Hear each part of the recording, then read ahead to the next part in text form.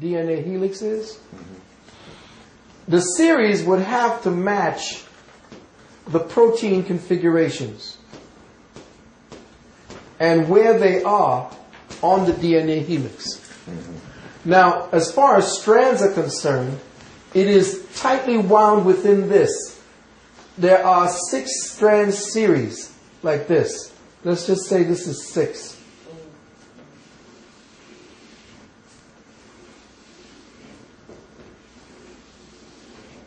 And going in the same direction.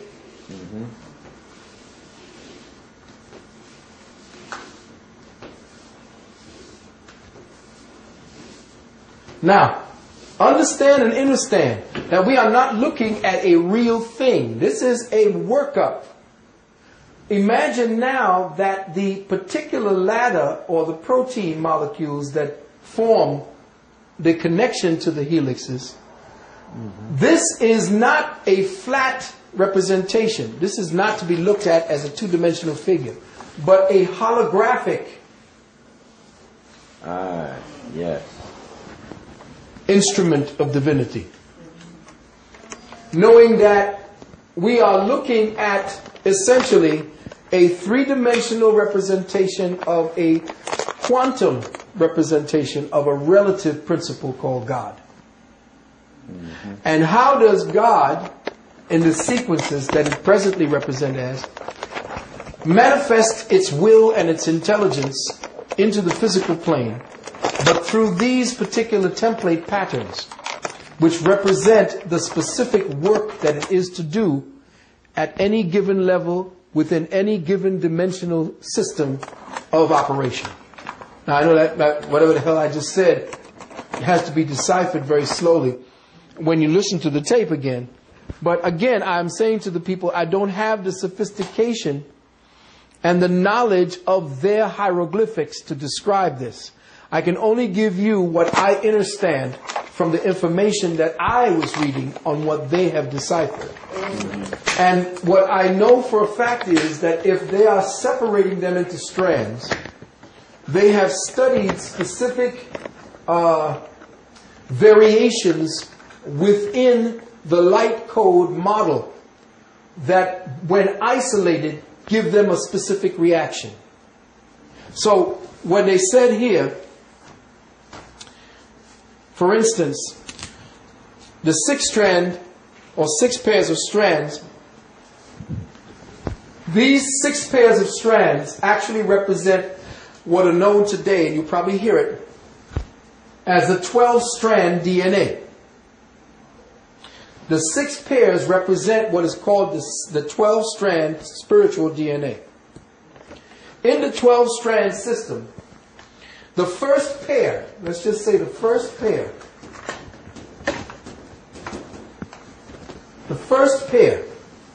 represents the physical plane. This is the plane where all things become tangible. The second through the 6th represents the non-physical. It's a kind of energy signature or pattern within the human energy field that you call the aura. So say you have a human being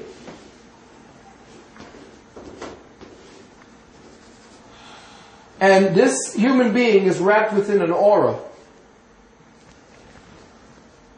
The DNA helix that this entity represents is striated, as for what they have seen, into 6 different bands of energy along one side of the DNA and 6 strands along the other side, collectively forming the 12-strand or the 12-strand DNA, spiritual DNA, of which the first one, the first strand, represents what the physical body becomes, whereas the other 5 strands are actually in vibratory frequencies surrounding the DNA and thus also linking up to the vibratory frequencies around the human body.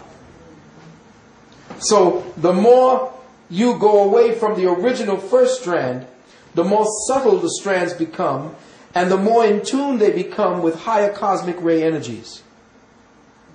Okay? So let's just give a breakdown for the record. Now, according to, I forgot what this man's name was. I'm sure his name. But he broke down, according to white folks, and of course we broke them down in Kemet by the way we paired off the metal necha. You know, one necha across another necha. The first pair, which is what we're speaking about on the physical level, represents all aspects of the formation and maintenance of what is called the physical body in third dimension. It controls our genetic patterning, the physical body, the predisposition to certain health conditions, our aging process, and the way that our body conducts the metabolic rates when we eat, when we drink, and so forth. The second pair governs the emotional body and creates and controls our genetic emotional profile. In other words, emotion is also emblazoned or tattooed into the DNA. If the emotion is carried consistently throughout our lives, we pattern it into our DNA and shape our DNA for the next life. So it governs the emotional body and our emotional profile, or our predisposition to certain types of emotional conditions. It governs our EQ, or our EQ rather than our IQ, which is our EIQ, which is our emotional IQ. You see what I'm saying? We have an emotional IQ. And there are certain strands. The second strand controls that. Our emotional intelligence circuitry, which determines the personality type. Personality type, they would mean like they call you a personality type A or your type B personality. This is the second strand.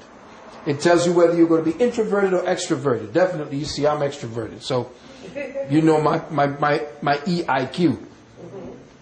The third pair governs what is known as the mental body, which controls the genetic mental profile. It determines the vectors of our mental energy, whether toward logic, linear, rational thinking, or towards, which is like scientists or engineers, or it's towards intuitive, artistic expressions. It's whether you're optimistic or pessimistic constantly, whether you're prone to depression or hyperactivity and so forth. The fourth pair governs an operation of what is known as the soul in its relationship to the spirit and the body.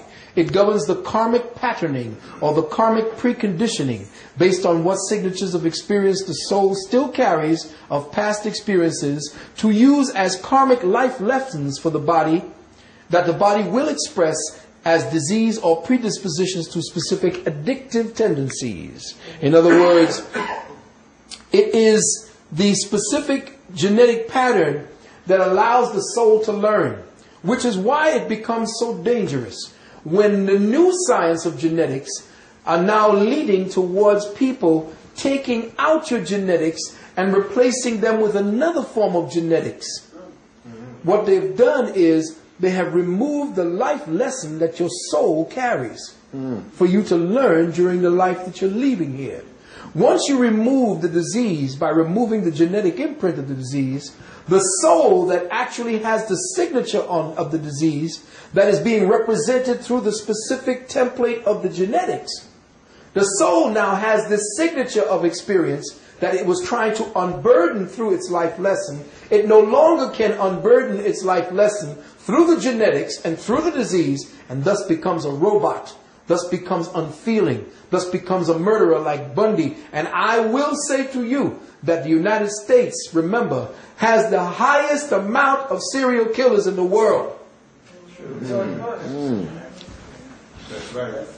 So, knowing that, you have to understand that once you have taken away a person's genetic predisposition to certain diseases, you take away the reason why that disease was there in the first place, which is to teach us what not to do, or how to live through the burden that you may have created upon someone else. And based upon your guilt, and based upon the law of karmic reciprocity, you now have taken away the ability for that soul to harmonize themselves with the universe. And thus it becomes robotic, doing anything you want it to do, including murdering without feeling and conscience. Because it's no longer connected to the lesson, which gives it its feeling of conscience.